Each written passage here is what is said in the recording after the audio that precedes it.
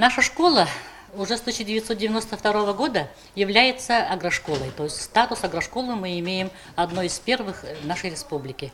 Нашей основной задачей является то, что мы должны воспитать детей именно трудом, чтобы наши дети вернулись в свое село, в свое сельское, сельское такие население, и они работали у себя, умели, чтобы быть хозяином своей жизни. Вот самая главная задача наша такая.